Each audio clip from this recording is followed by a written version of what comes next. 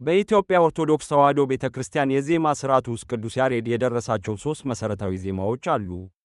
እነርሱም ግዕዝ፣ ዕዝልና አራራይ ናቸው። ዛሬ ትኩረታችንን በሁለተኛውና እጅግ ረቂቅ በሆነው በዕዝል ዜማ ላይ እናደርጋለን። ዕዝል የሚለው ቃል አዘለ ከሚለው የግዕዝ ግስ የመጣ ሲሆን ትርጉሙም የተጨመረ ወይም አዝሎ የሚሄድ ማለት ነው። ይህ ዜማ በባህሪው ረጋ ያለ፣ ልብን የሚነካና ጥልቅ መንፈሳዊ ቁጭትን የሚፈጥር ነው። በቤተ ክርስቲያን ትርጓሜ ዕዝል የሥጋዊ ወይም የወልድ ኢየሱስ ክርስቶስ ምሳሌ ተደርጎ ይወሰዳል። ወልድ የሰውን ሥጋ መዋሃዱን ወይም ማዘሉን በምስጢር ይነግረናል።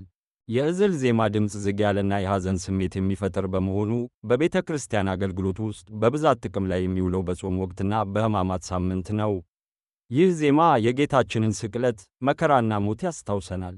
ዜማው ሲሰማ ምዕመናን ወደ ውስጣቸው ተመልክተው ንስሐ እንዲገቡና በክርስቶስ ፍቅር እንዲመሰጡ ያደርጋል። የግዕዝ ዜማ ቀጥተኛና የጽናት ምልክት ሲሆን፣ ዕዝል ግን ለሰሚው አዝኖ የሚለምንና የሚራራ ድምፅ አለው። ይህም ወልድ በመስቀል ላይ በፈጸመው ሥራ በሰውና በእግዚአብሔር መካከል ዕርቅ ማውረዱን በዜማ ይገልጻል። የዕዝልን ዜማ ኃይልና ረቂቅነት ከሚያሳዩ የታሪክ ድርሳናት መካከል አንዱ በቅዱስ ያሬድና በንጉሥ አፄ ገብረ መስቀል መካከል የተፈጠረው ክስተት ነው። አንድ ቀን ቅዱስ ያሬድ በንጉሡ ፊት ቆሞ የዕዝልን ዜማ ያዜም ነበር። ዜማው እጅግ ሰማያዊና ልብን የሚመስጥ በመሆኑ ንጉሡና ያሬድ ፍጹም ወደሆነ መንፈሳዊ ተመስጦ ውስጥ ገቡ።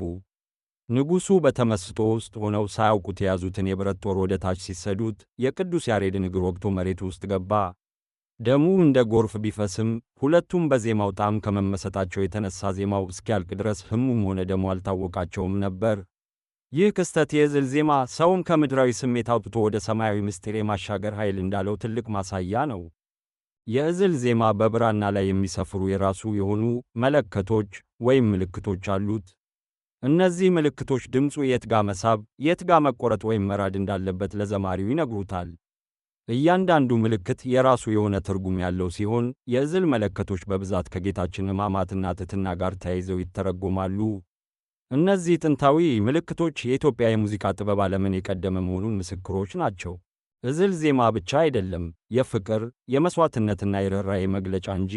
የዕዝልን ዜማ ስንሰማ ከድምፁ ጀርባ ያለውን ጥልቅ የወልድ ፍቅርና የቅዱስ ያሬድን ሰማያዊ ጥበብ እናስባለን።